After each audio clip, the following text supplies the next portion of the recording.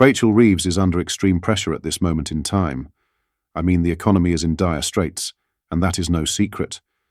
In today's video, we will be discussing why Starmer has thrown her under the bus, and why we believe, and many other inside sources believe, the writing is on the wall. Before we get into the video, please do hit the like button and subscribe to the channel and join our fast-growing community. Just a quick one to say we do have new One Keir t-shirts available on our website. Go to britishstand.com or check the link in the description.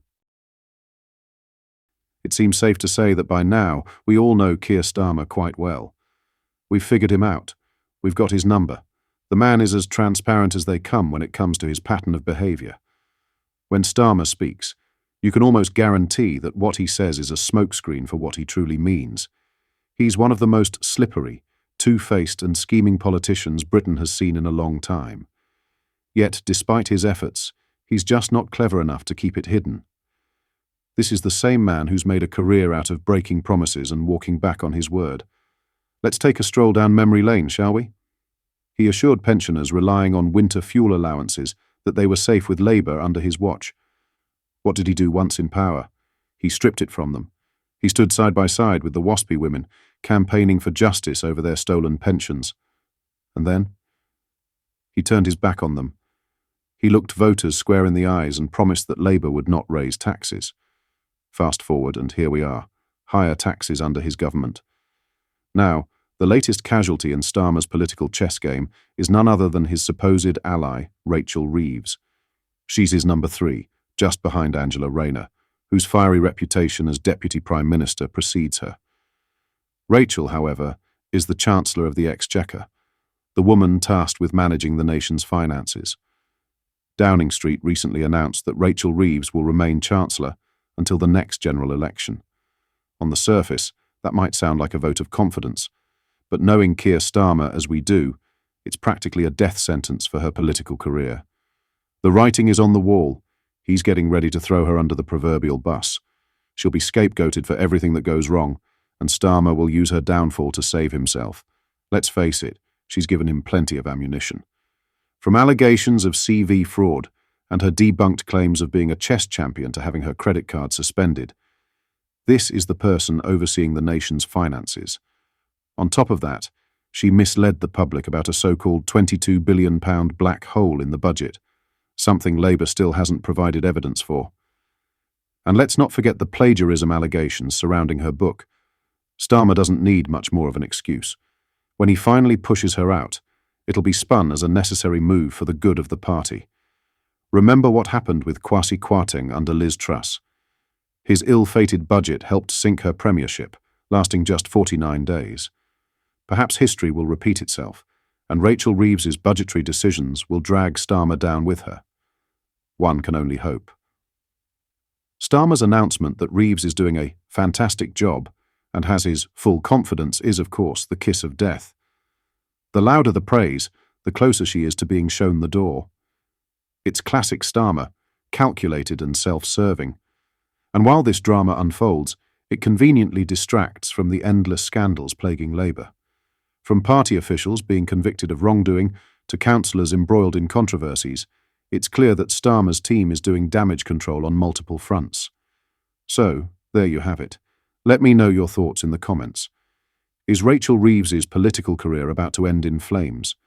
Does this signal deeper issues within Labour, or is it just Starmer doing what Starmer does best, looking out for himself? What are your thoughts on this, and will Starmer fire Rachel Reeves? Let me know in the comments. In other news, a former BBC presenter has warned that the licence fee will not last in its current form, as the broadcaster grapples with plummeting income. Roger Bolton told the media that the BBC's income has declined by approximately 38% since 2010, resulting in reduced on-screen content. His comments come as Culture Secretary Lisa Nandy is thought to be considering plans to scrap the BBC TV licence fee by the end of 2027, replacing it with funding from general taxation. Bolton said, "It's still up to government to decide how and where the money will come from.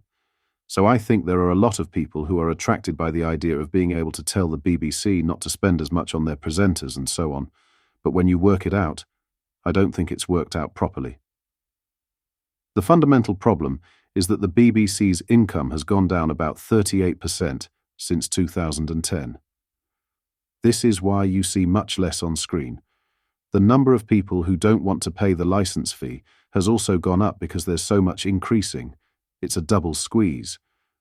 The proposals would see the abolition of the annual fee when the corporation's current charter expires in December 2027.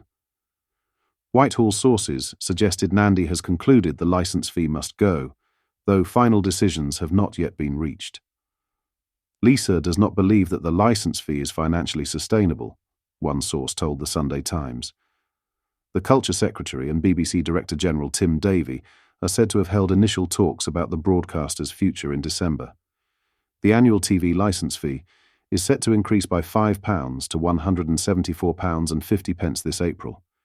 The fee will continue to rise in line with inflation each year until 2027, following an agreement made in 2022. This comes after the charge was frozen for 2 years at £159 before being increased. Nandi previously promised an honest national conversation about the broadcaster's long-term future and confirmed the licence fee would be maintained until the end of the current charter period. The government has also pledged to extend support for vulnerable households, potentially doubling the number benefiting from payment assistance to 500,000 by 2027. The BBC faces what sources describe as a perfect storm of challenges. These include falling income from the licence fee and younger viewers increasingly turning to alternative platforms. Lastly, Meghan Markle has been praised for her easy decision, as an insider made their stance clear on Netflix's delay. The Duchess of Sussex postponed the release of her new Netflix series With Love due to the devastating wildfires in Los Angeles. The show, originally scheduled to debut on January 15th, will now premiere on March 4th, as Meghan focuses on supporting those affected by the fires in her home state. An industry insider has defended Meghan's decision to delay the show, telling people it was an easy choice, driven by genuine concern. I don't think she could imagine putting out a show centered on joy and hosting when so many people in her home state no longer have homes to host people in, the insider revealed. The source also addressed critics, questioning the Duchess's motives. I think it's sad that critics are saying she's only doing this to avoid the fires overshadowing her show. We're all human, and we're dealing with a catastrophe. What are your thoughts on what we discussed in today's video? Let me know down in the comment section below. If you've not yet already, make sure you do drop a like on this video and subscribe to the channel for more British content. Thank you, take care, goodbye.